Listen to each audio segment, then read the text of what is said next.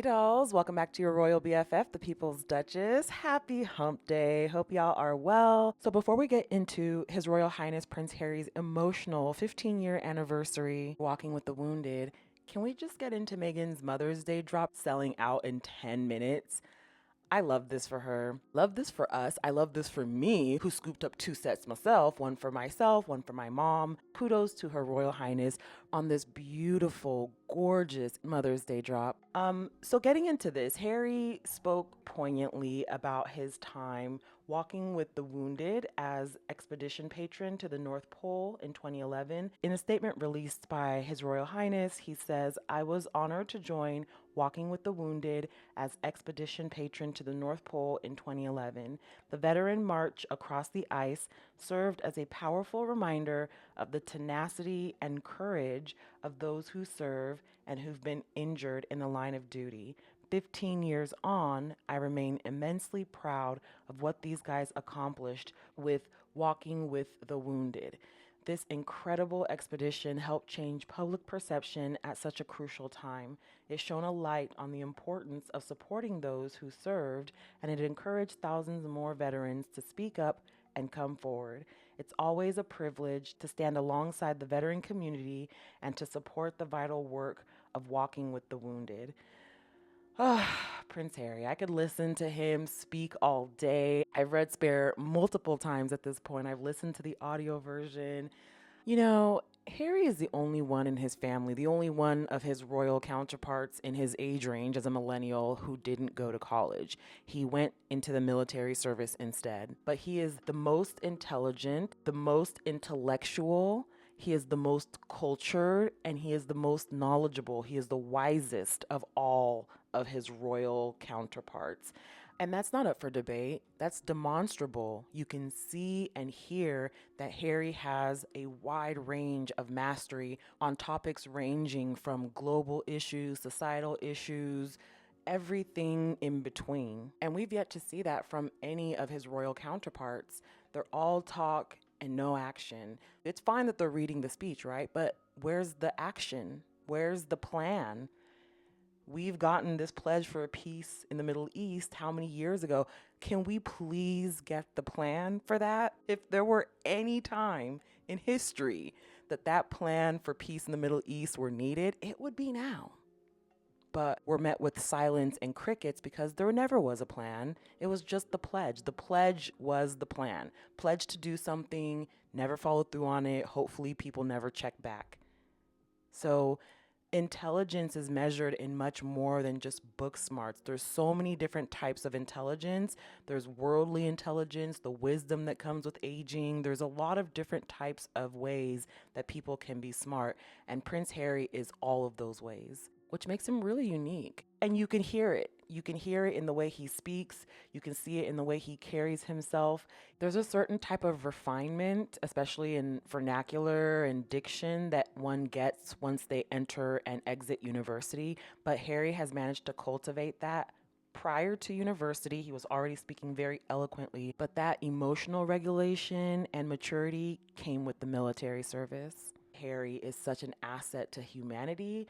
This Walking with the Wounded in 2011 expedition was insanely difficult.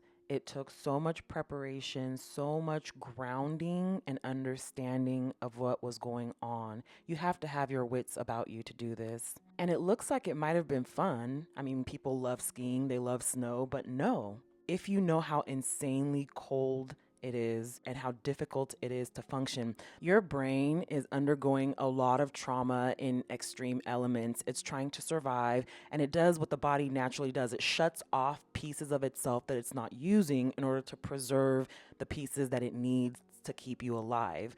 Paradoxical undressing is a critical health warning in these extreme elements, whereby a person facing hypothermia in this type of extreme cold starts taking off their clothes. It's a mental illness that is onset by your brain having to shut down those other pieces that it's not using. One of those other pieces being, hey, am I cold right now? You can easily succumb to a psychotic break in this type of weather. So it's not as simple as it looks. This requires a ton of mental fortitude. Prince Harry was dipping himself in ice out there in the cold, freezing waters to mentally prepare himself. He also spent the night in a literal freezer to mentally prepare himself.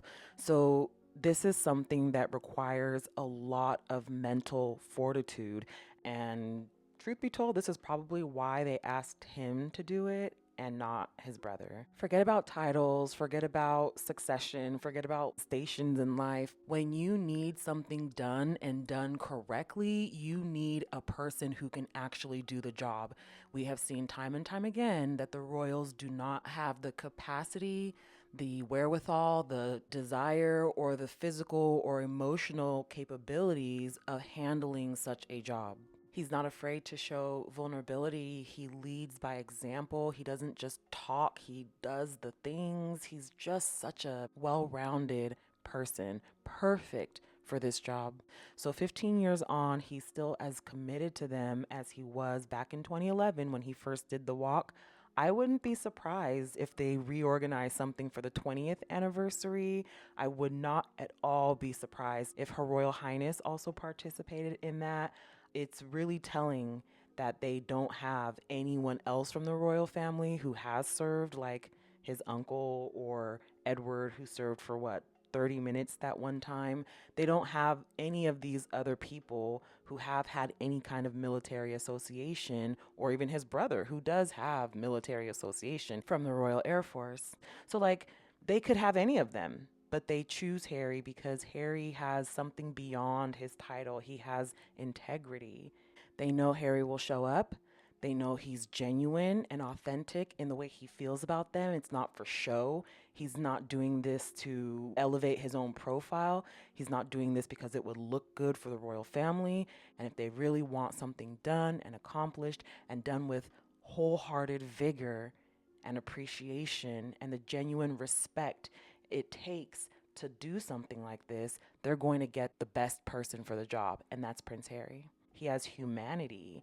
The humanity, I think, is sucked out of the royal family, and they don't understand that you have to be human to participate in humanity. His mom is also a really big part in all of this. He has recently said that he didn't want the role. When they were in Australia, he spoke to this businessman and he told him, like, hey, I never wanted to do this. I wanted to retreat from this life because this life killed my mom. I don't want any part of it. He went on to say that he has felt overwhelmed and betrayed and all these things after the death of his mother, and found solace and strength in the military community. And it shows. It really shows. And it's one thing to find solace and strength in something and then just turn around when you're done with it and go, okay, thank you, bye. It's another thing to be a Prince Harry. So this has been such a poignant expression of his gratitude for the way that the military shaped him, and I'm here for it. Let me know what you guys think in the comments. Like, share, subscribe. Don't forget to hype the video if you're so inclined. You can also support my channel by buying me a coffee at buymeacoffee.com/The People's Duchess, or scanning this nice little QR code on your screen here.